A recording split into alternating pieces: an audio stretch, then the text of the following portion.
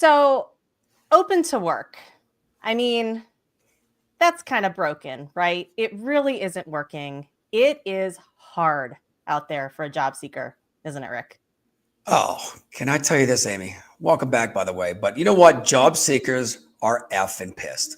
I'm going to be straight up with that. You know me. And they're feeling like shit. I'm going to tell you, Amy, it's a 24/7 job and the responses are low. Yeah, absolutely. It feels like the path to find purposeful, prosperous work is just constantly riddled lately with obstacles and detours, and honestly, sometimes outright failure. Well, I'm not going to tell you, and this is something, we've done a little bit of research. I think a lot of times people judge the job seeker and say it's so easy to get a job when they already have a job. And this is something that concerns us. We're going to talk about today. There's no easy path for your next career. There isn't. I got to be. So Yeah. today we're going to uncover the truth behavior of what these job seekers are dealing with 24/7, because this is a, 24/7 job to get a job. Yeah, absolutely. And we are re-kicking all of this off because we said for Staffing Mania, this was the opportunity. It is time to get raw. And what is raw, Rick? Woo! You ready for this? Real about work here on Staffing Mania Live. Let's go. Oh, yeah.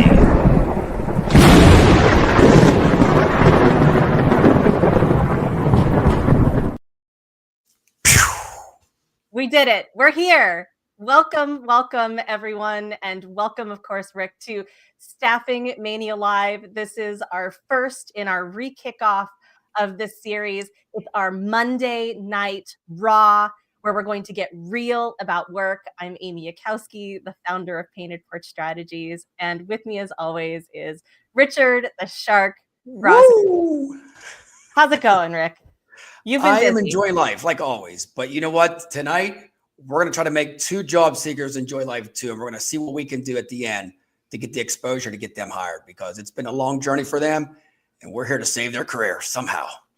Yeah. And, we hear these stories all the time. In fact, I just read a story last week about a 20-year executive who worked for Accenture, and he has been out of work. He has been looking for a job for almost 2 years, 21 months.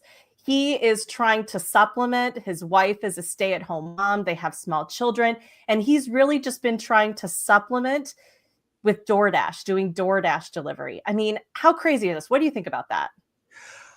You know what? It's like amazing, because here's what the questions I can ask. The right resume. Does he have the right resume, or she have the right resume? You think you do, and you're like, should I go back and do it a little bit different? Should I put my picture on there? Really? The right experience. These job seekers are always down themselves because they're not getting responses back. Another one, the right connections. You can have 30,000 connections on LinkedIn, Amy, and still not get a response for a job. What is going on here? Seriously. Yeah, I mean, how can it be that someone with this level of experience, he's not just some schmuck off the street.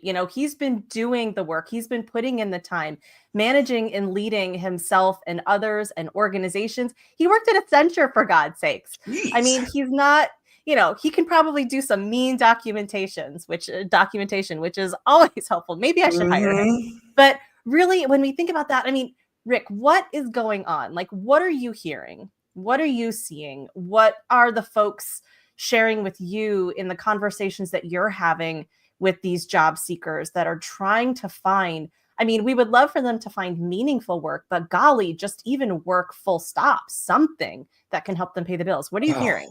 You know what? Trying to open a door right off the bat. I got to tell you, you send out all these applications, and then we're going to talk about this today. And then you go and look on LinkedIn. It starts with 100, and before you know it's 2,000. So they're like, how do I get that magic one so I can jump up to the top 10 to get interviewed, and get to the next stage? I see a lot of ghosting still, Amy. I keep saying that. Job seekers call me and say, they apply for 150 jobs and get 2 responses. And these are like PhD, master's level people with experience, like 20 years experience. And they're like, where do I go? And you know what? We keep saying, keep trying. But there's a breaking point, Amy. How long can you keep trying? 2 years? Seriously. Yeah. I mean, and you have to think about, it's not just the effort that goes into constantly seeking and applying and finding work. But there's also this whole other side of it that sometimes we talk about, but I don't think we talk about it enough, which is that emotional strain, that self-worth, even to a certain extent, where you're someone who has been successful, you've done well, and now it feels as though nobody wants you. Your skills are worthless, even though Hmm. they're so critical, especially as we think about the innovations with AI and the type of skills, the type of knowledge, the type of capabilities that we're going to need, that critical thinking skills that we are going to need to propel us into, this next fourth industrial revolution and beyond. It's wild to me that It this is. is the state of what's happening. And you know what's sad about the self-worth? When I talk to job seekers, they're crying at me. I'm going to tell you, they straight up Yeah. cry and they're like, you're like the last hope for me. Isn't it amazing? They went through like Mm. 10, 15, 20 recruiters and they've talked to hiring managers, got friends trying to look for them for jobs. I mean, and it's at the point where they're like the relationship, their mental health. I mean, some of these people are fathers and mothers. How can they focus on their kids when in the back of their mind are like, do I have enough money to take care of them the next day? Seriously. So this is Yeah. more just finding a job. This is survival mode. Yeah. And that's why we really, we kind of took a pause with Staffing Mania for a few months because number one, we were both kind of really busy trying to find work or find placements for people and get the word out. But we also started to really think about, what? There were plenty of podcasts and thought leadership and articles and trainings and advisors on LinkedIn and beyond who are talking about the tactics from the side of hiring, right? Like, or from the side of sales, how to get more sales, how to close more deals, how to find and keep talent, and all of those different tactics from the staffing side of things, from the talent management side of things. And you and I, every time we would talk and we would try to think about something to talk about, we would just be like, ugh, I can't have that conversation again. There's plenty of Mm-hmm. them out there. You know what? We need to think about this differently. And we wanted to shift the lens and shift the conversation that we had specifically on Staffing Mania Live. So that way we put the job seeker at the center of the world, the center of what we talk about, because truly staffing agencies don't exist. Staffing firms, you don't have a business Without unless the you have peeps. people that are willing to come work for you. And candidly, if you're ghosting them or if you're treating them like shit, then they're not going to want to be a part of it. So we thought, you know what, let's shift the lens and let's actually have conversations through the experience of the job seeker and those who are trying to create a better job seeker experience for the benefit of the seeker, not the company themselves. You're right. It's time for their voice to be heard. I mean, we hear from everybody else, but we never hear the job seeker's voice. Yeah. It's always a third party. But now, today, finally, we're going to hear their voice. Yes, Woo! yes. We are very excited. I'm very excited for this. We have two very brave, courageous job seekers who are also amazing people. A little biased. They are my friends and I love them dearly and think that they are absolutely incredible. And they are experiencing the things that we read about, hear about, and sometimes think aren't entirely real. And so we wanted to bring both of them on to talk about and share a little bit of what they're seeing, what they're feeling, what they're hearing, or really probably more so what they're not hearing in their job seeking journey. All right. So who do we have up first, Rick? Who are we going to bring Welcome to the ring, Mr. Kip. Hello. Woo! So welcome, Kip. So Kip is he is a friend of mine, but Kip has a background in HR systems and processes. He's worn a lot of HR hats over the years, and he's worked for a lot of different types of companies, which we'll let you talk about more in a moment, Kip. But you really have this passion and this dedication to helping transform organizations through operational excellence and that strategic people way of doing. You have a background in tech strategy, in human resources. You're also in the military and project management and works in a broad, diverse set of industries. But you really just help to work with organizations to help them drive efficiency and reduce cost and cultivate that sustainable team growth that we're all looking for to create not just great, but extraordinary teams. Whew. Yeah, thank you for Yeah. putting it like that, Amy. That's Mhm. that's way better than an intro that I could do for myself. That's a big stack. That's a big stack, Kip. You know that, man. Man, I Mhm. mean, your list goes Yep. on and on. So Yeah, no it should be pressure. easy for you to find a job, brother. One would think. One would think. Yeah. Absolutely. Yeah. All right. So now on the flip side, we're going to bring in our second brave soul, who I probably like strong-armed into coming here, which is the January. lovely, beautiful, and amazing Superwoman, Ms. January Clark. Now, January has a very different background. January actually has been in the music and entertainment industry for, gosh, I think almost about 20 years. You Yeah. worked for record labels in artist support and music promotion. You've actually been an assistant tour manager for a pop singer back in the day. You've worn a lot of hats, but in an industry that to some extent is going through some pretty big changes over the last few years, the music industry and specifically record labels. So you're kind of at a point where you are not necessarily looking to stay in music, but really seeing, okay, how can I now take these skills and pivot them into a new industry, into a new role? And where can I find my next career that's going to help propel me there? Correct. So, thank you, Kip. Okay. So first question for both of you. Here we go. If you could describe your job experience so far in one word, what might you say? January, I'll start with you. Exhausting. Yeah. How about you, Kip? Tears. Tears. And not a joy either, right? No, God, I wish. No, absolutely not. Yeah.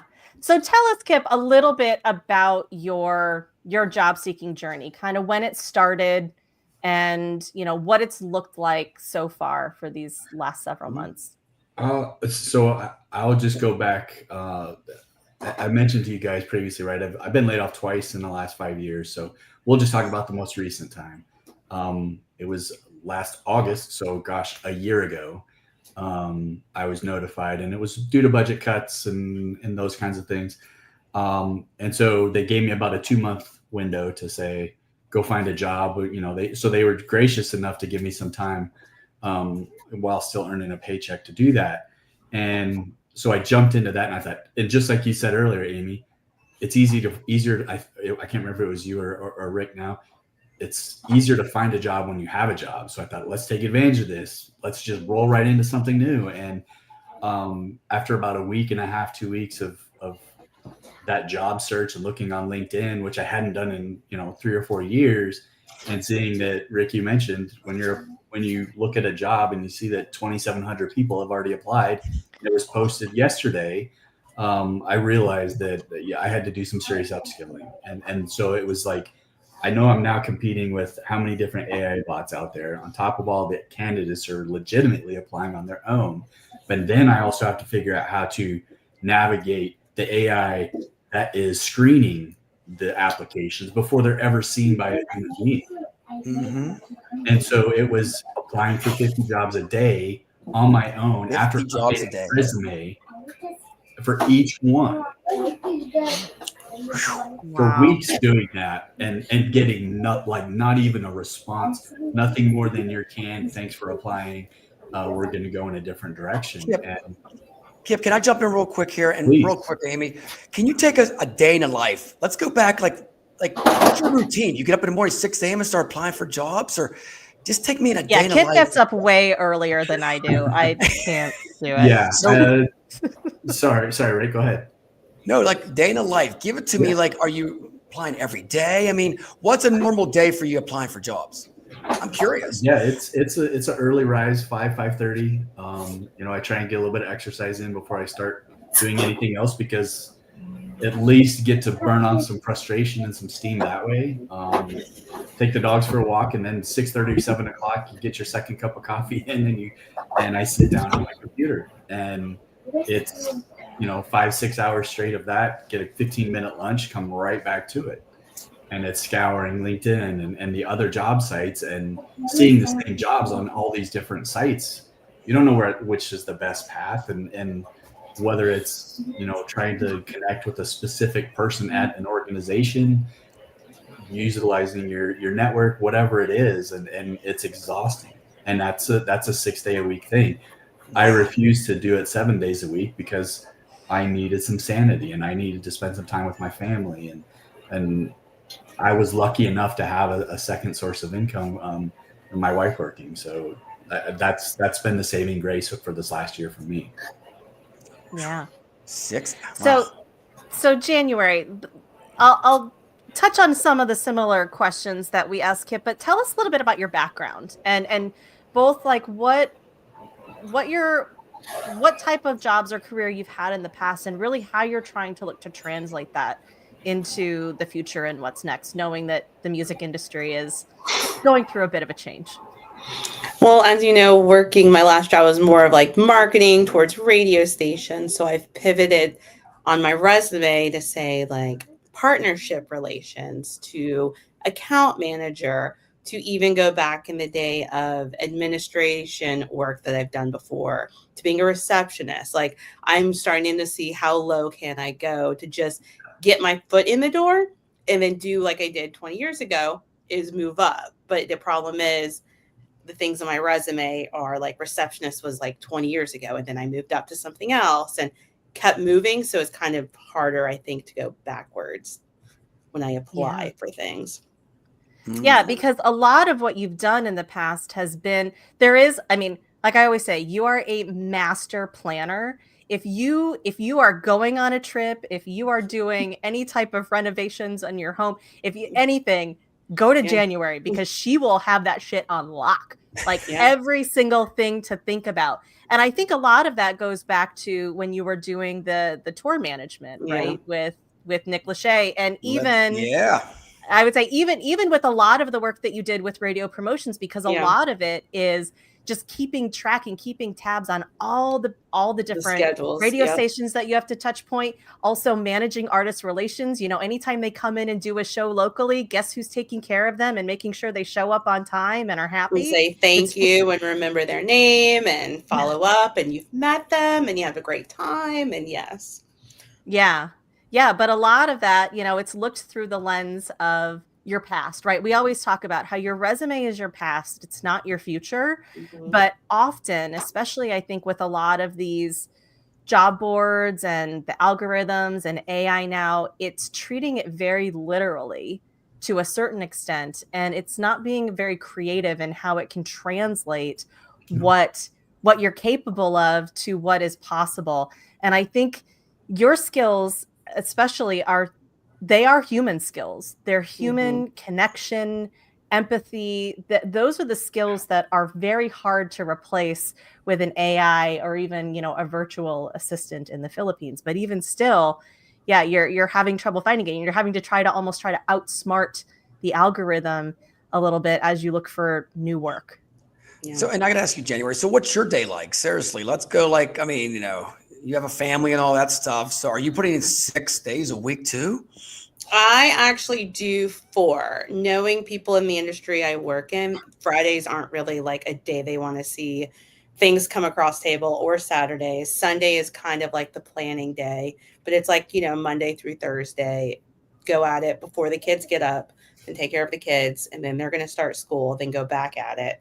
But it's like finding the jobs, applying, switching your resume to match so you pass like the ATS screening, but then it's also finding the people that do the hiring, reaching out to them on LinkedIn, send them like a quick little witty message along with your resume for maybe 1 out of 30 to respond with, go through our website and please apply there. And like, been there, done that, but just want you to have it. Then to also find the person in the said department to let them know, hey, I just applied for this position that was put up. Here's my information in case, you don't get to see it or you haven't yet saw it. To then within like a week later get a rejection, and then 2 weeks later get the automated rejection from the website. So do they still do passwords though? I could ask you guys. Have you seen that? Like, when you go into their website, you got to set up a password and a profile and all that stuff.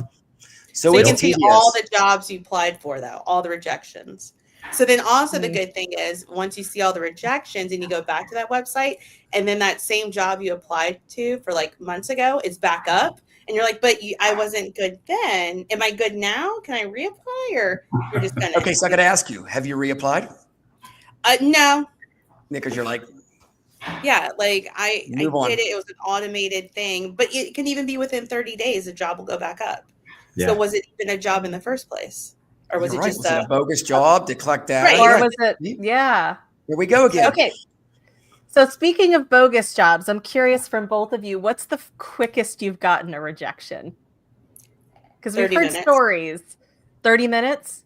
Yeah, it was before I realized you had to beat a computer. And it was to work for a professional sports team working with the athletes and their families, which, kind of have done that. Great Mhm. match, but it said I did not meet the criteria. And I was like, you're right. Me going with an artist around the country with a fake name, checking him into hotels, into the hotel and out for a show, I would not be able to work with sports athletes or their families. That is correct. Wow. Yeah, that's a good kick in the tail is what I'm saying, January. Seriously. Yeah. Kip, I got what Amy said. How long Oh, before you yeah. get rejected? I honestly can say I got one within minutes, and it was I clicked apply. I got the confirmation that your application has been received. That generic email, and not even 2 minutes later, get that rejection that quick. Oh my God. Yeah, it was. Well, and I So I got to ask you, Kip. That's not the company I want to work for anyway. So What was your feeling after you got that? Did you say the F word or what? Like seriously, you click the button and it's like, yeah, I'm a Navy guy. I said a few F words. Yeah, absolutely. hey, that's okay, man. Let it come out, brother. Yeah. Absolutely. Man. Amy, So- what do you think? Yeah, so I have a question because we hear, right? There's always people out there who say, it's all about creating one-to-one connections, right? That's number one. I wanted to dispel some of these myths. It's all about really creating and leaning into those one-to-one connections. Don't just apply for the job. Follow up, do more, take it a few steps further, which January you acknowledged, but also it's make sure that the jobs you're applying for align with your, say, like your work history or skill set. And so for those that might be listening, they might be like, well, maybe you're applying to the wrong type of job. And I'd love to hear from both of you. Bullshit. Like tell us like what type of jobs you've actually been applying for. And January touched on a little bit already, but like and where it would be like so far-fetched. You're like, I'm applying to be a fighter pilot versus, I'm applying to be an HR management consultant. So Kip, from your lens, like what type of jobs are you typically looking for? You kind of, when you gave a summary of my background, Amy, those are the types of roles that I've been applying to and been trying to land and been chasing. But January, where you talked about trying to, broaden your horizons a little bit and look outside of that scope. I've done that as well. And I've applied for, a small company COO level position where I could look at the salary and be like, okay, that's aligned with where I came from. So, and the responsibilities were very, very similar, stuff like that, all the way down to, January, you also mentioned applying for that receptionist level job because I did that 15 years ago, 20 years ago, as an HR generalist, applying for something like that and doing something that I literally did for 5 years in the federal government and, get an immediate rejection. And because I don't have the right level of experience. Either you have too much, right? Yeah. Or not enough, or not said, January, to your point, not said in a way that the AI or the algorithm understands or can translate. But right? you know what, guys? I got to tell you real quick here. It's an open end. They say you don't have the experience, but they don't explain why. It's just like, I got to tell you, I'm thinking from both of you. You're like, why? Why not? What the F? Why didn't you tell me what's wrong with me? I'm definitely qualified because I think both of you, the jobs you're applying for, it sounds like you are definitely qualified for at least a human connection talk. Seriously. Am I right, Amy? I can attest to both of them. They Yeah, have, no, I'm being real. they It's get like, the Amy yeah. Yak seal of excellence for sure. Oh, Yeah. man. This is like, Mm. and you know what's funny is I got to ask you real quick here. I'm going to jump in is where do you get your biggest responses from? Like for feedback, LinkedIn, when you apply for LinkedIn jobs, are you getting like responses back of next step or not qualified, or is it Indeed or Monster or whatever ones? I mean, or just the basic site? I actually go, if I find a job on LinkedIn, I go straight to the company's website and apply versus LinkedIn. But I've also done the follow up with someone within the company that I've applied for. Like I applied for a position at another label where I knew someone within the label and they passed my resume along after I did it. I met with HR. She strung me along for 2 weeks and then she said they were going a different direction. So I, crazy, wrote to the head of the department and thanked them for the consideration. And I'm hoping that whoever they hire, they're happy with, which I got a response of saying, "Oh, thanks for applying. I would love to talk to you about this in more context later," to then find out they are still looking for said position. So Ouch. it's going well. Ouch. Yep. I'm not really crazy. No, I love it. You're persistent is what it is. No, seriously. Yeah. You're like, I mean, this is what you need to do. You're full court press. Like, I need to know answers of why you're not hiring me. Nothing Well, wrong with it that. wasn't I need answers. It was thanks for considering me because I don't think you even know I applied. And I don't think he knew I applied. I think something happened within and they didn't move forward or something because I don't think the position is still filled. It's still up. Kip, what about you, Kip? I got to ask you seriously real quick. LinkedIn or you go straight to the site?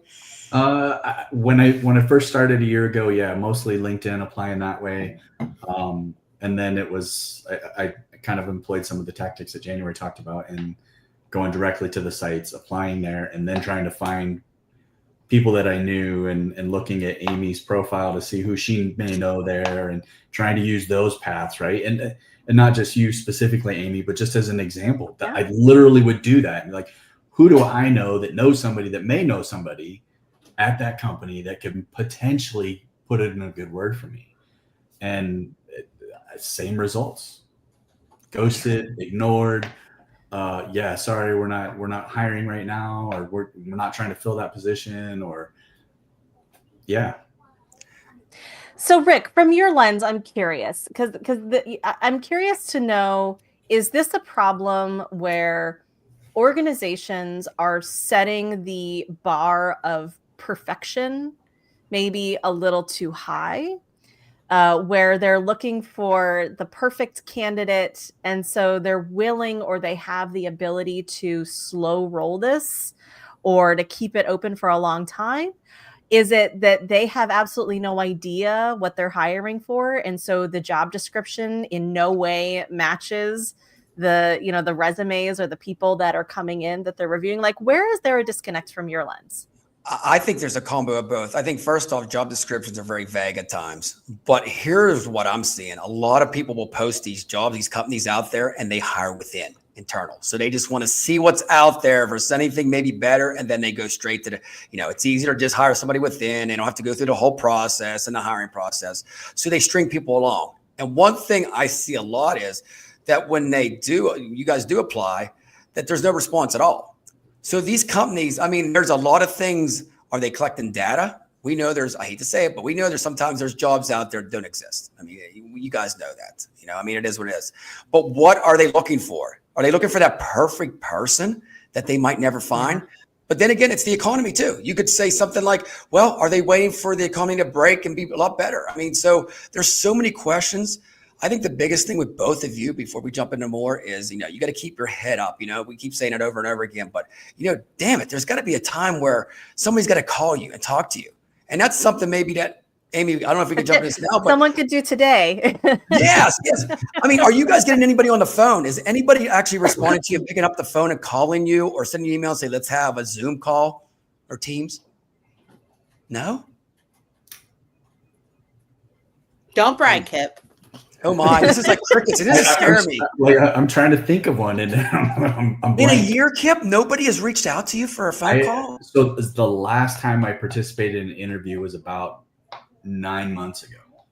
You have to be kidding me. Nope. Y'all, we need to be better. We I'm need to out. do This is better. okay. Well, So I did apply to be a 911 dispatcher, and I passed most of the tests until it came to the personality test, which I guess I didn't align with what they were looking for. Oh, okay. You got 911. to be a very special person to do that. Well, kind of I have job. 3 kids, and I think if I can handle any of their issues on a daily basis, I think you'll be I'd probably perfect. be fine. Yeah. Yes. Yeah. You can handle any emergency if you got 3 Right. little ones. That's for sure. Mm-mm. So to that point, we're wrapping up here. But to that point, like for example, in the Accenture article that I mentioned earlier, there was a lot of comments and feedback of, well, he's expecting too much. He's told he's too expensive. He's asking for too much money based on his experience. So I'm going to ask both of you, from your lens, are you setting your own bar too high? And Kip, I'll start with you. Do you think you're setting your bar too high? If you'd asked me that question about a year ago, I'd have been like, probably, because I don't want to go backwards in my career. Mhm. You asked me that question 6 months ago, I'd say, no, absolutely not. Not a chance. No way. I'm underselling, and yeah, now definitely not. I'm Yeah. open. I've offered, hey, let's get on a call for 30 minutes. Let me just talk to you about what's going on in your organization and see if there's a way that I can help for free. I'm offering that. Wow, And Kip. getting Mhm. ghosted. So Like a Yeah. great value, man. You're a great value right now, man. Top prospect, decent rate, Especially right? from HR background. Yeah. Yeah. January, Yeah. how about you? How about you? Good. Are you trying a little? Are you going a little too high? Setting the bar a little too high for yourself? My bar is so low, you might trip over it. I just need insurance and to keep the lights on. yeah. Mhm. As you know, Amy, I kind of keep all my expenses as low as they can go. And as long as I can meet my Wow. bills, I will make it work. But that's not even working right now. So you both are Yeah. not high jumpers right now. And look at that. Amy, they are right there.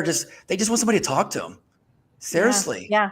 Are you guys? They're I see- it's like- amazingly skilled people. Yeah. Again, these are not high school grads that are like No. fresh out, no experience. Look at their personalities. they I have- mean, it's They great. have the literal education.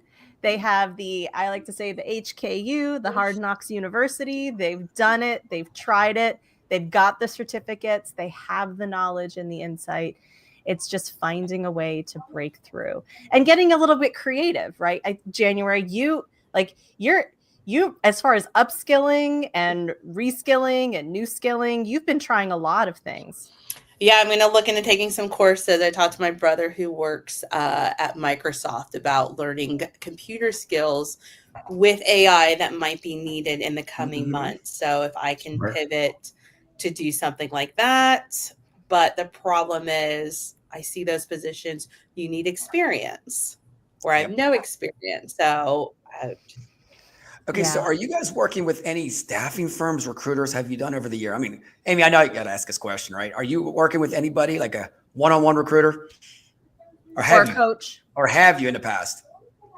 You have? in the past, yeah, but not in this last year. No. Okay, well, that might be something down the Everybody road. wants. It's just like all of the resume services and all of that stuff. They want to charge you $250, $300 just to say, here's some advice, and the advice is as generic as it All right, can be. Kip, I'm going to say this straight up. Nobody should charge you for that kind of stuff. Staffing and recruiting are free. They get paid when they find you a job. No, don't ever do that, man. No. Oh, I know. That's why I have said nope. I'm going to be frank about that. No, our services are free. We have companies pay us. So don't ever fall into that trap. Maybe to do your resume a little bit, but for somebody to give you advice on how to get a job, no. Right. Hell no. Sorry, Yeah. Amy. Mhm.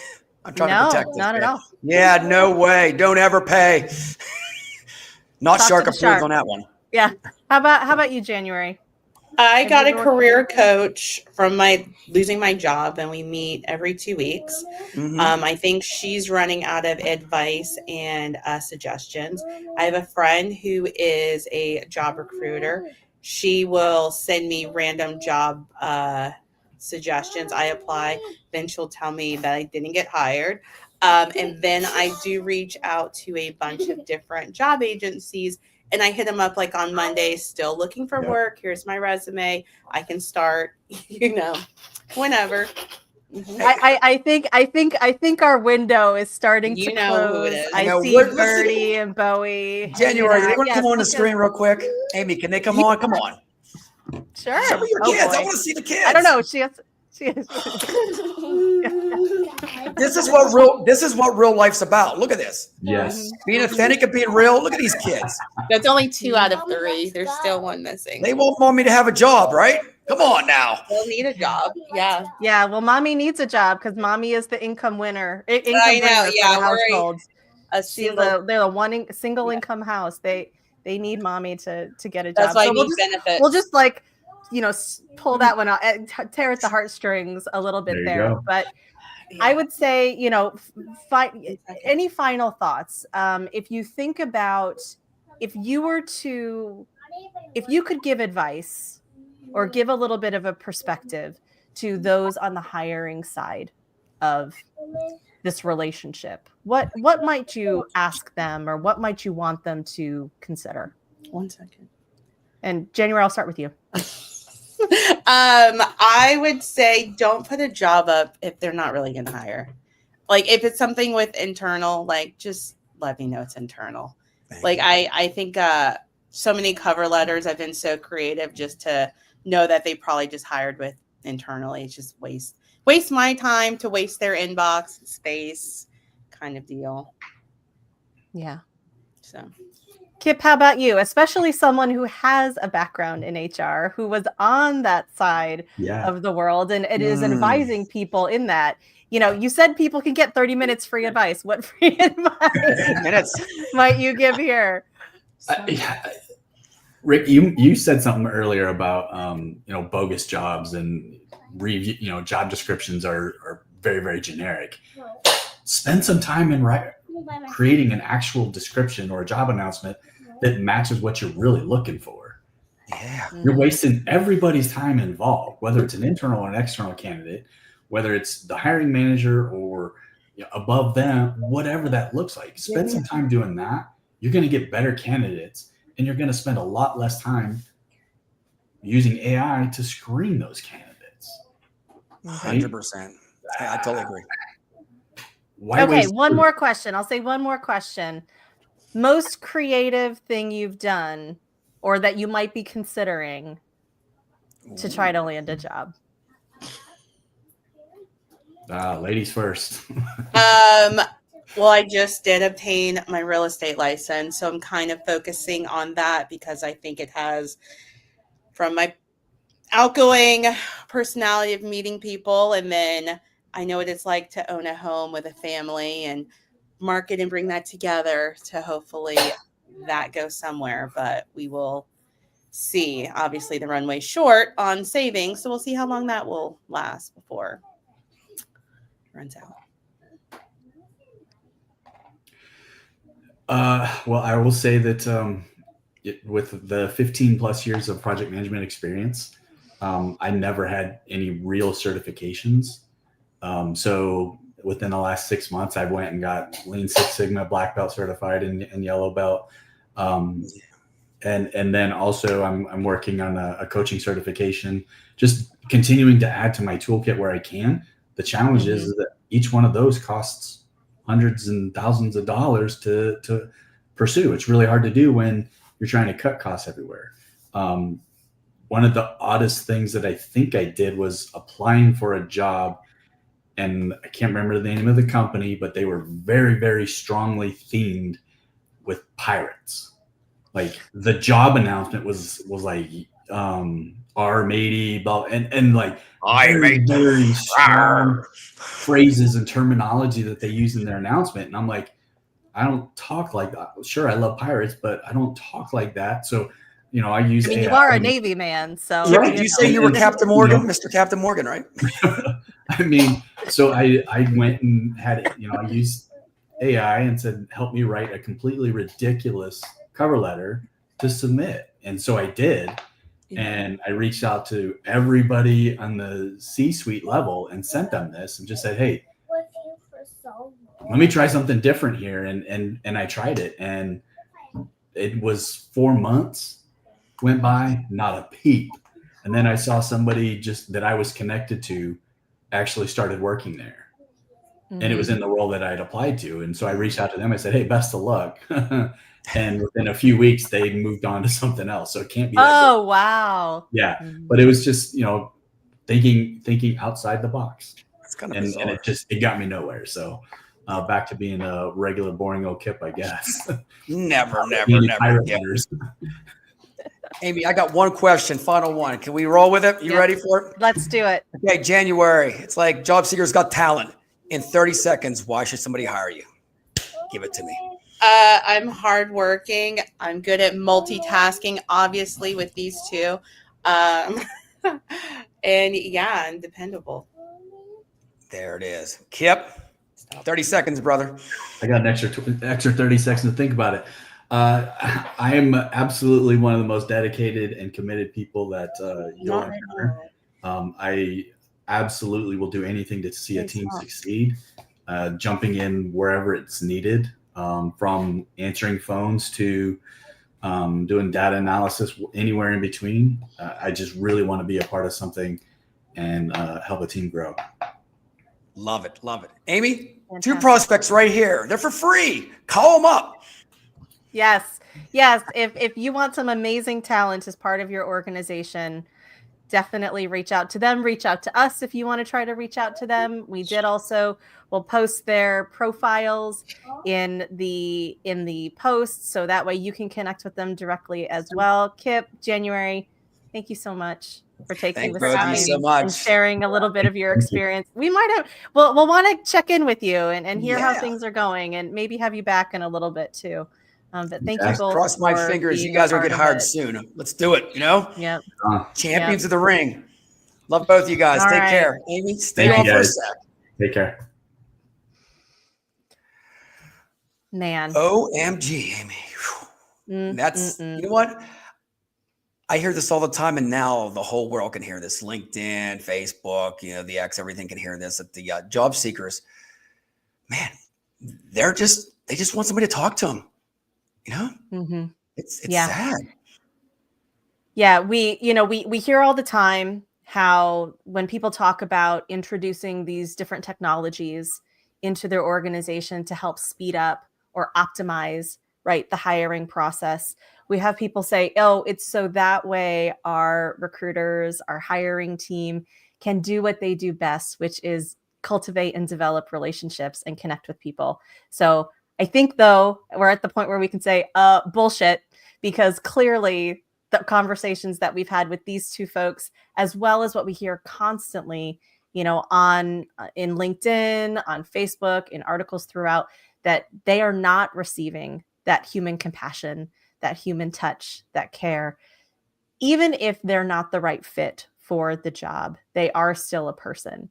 We have a shared responsibility as human beings interacting with fellow human beings to not be an asshole. So let's create some better relationships. And if you are saying you're adopting these technologies for that purpose, I think Rick and I are keeping an eye on you. We're going to come find you and talk to you and possibly challenge you. We're watching you. Oh, yeah. See that what you say you're doing and what's really happening for those who are interacting with your organization, with your tools, with your teams, are not having the same experience. So final thoughts, Rick. Just remember, you know what? You could be a job seeker sometime too soon. So put the foot on the other foot. At the end of the day, seriously, at the end of the day, you could be just like these 2 lovely people here. I mean, reach out to them. I mean, I can't endorse them more, to Shark and Amy. I mean, seriously, these are 2 people all they want is a conversation. They just talk to them and see if they're a fit for your culture and stuff like that. It's like, but this is going on across the whole country, Amy. This is 2 million people looking for jobs right now, they said, and not getting any satisfaction. I hate to say it that way, but it is. It's so true. It's like, the Rolling Stones, like, where are we going to get satisfaction for these people? And staffing firms, recruiting firms, being in our industry, I want you all to step up. Don't ghost anybody, because look what they're doing. They have families, and all they're asking for is just respond back to them and say, hey, you're not a fit. There's a reason why. Maybe I think something that we can wrap it up with, Amy, is like, when you give a rejection letter, maybe make it more a little bit detailed. I know we want to rush and get the candidate hired, but we're going to keep you on file for 6 months. That could devastate a lot of people. We talk about mental health all the time in the workplace, but how about the job seeker? Wow. Yeah. Yeah. I would say, whether as the staffing firm or the hiring manager, with that rejection, also give them a path to possibility. I think we can keep them in our database. We set them to inactive and we ignore them, right? But if you could actually create a path for them, a path that helps them have something to aim for, to move towards, to maybe seek and achieve, whether that's something that has a financial, cost to it or is completely free, right? I mean, both Kip and January talked about that. There are several free programs through Microsoft and Coursera and Google.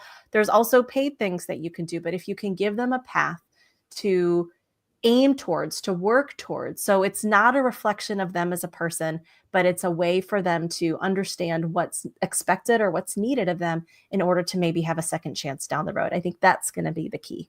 And we're going to talk about that more in our next episode coming up. I know. Here. Well, Amy, it was great seeing you again. It's been like 8 Likewise. months. I love it. Seriously, all joking aside. And this I is know. such a deep topic for both of us. We're going to have more job seekers on talking about this.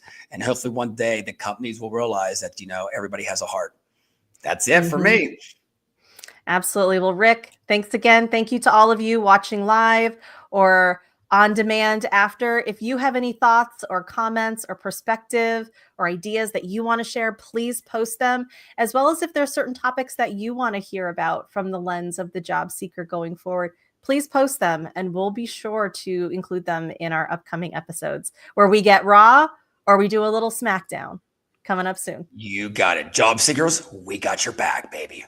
Woo! Yeah. Later.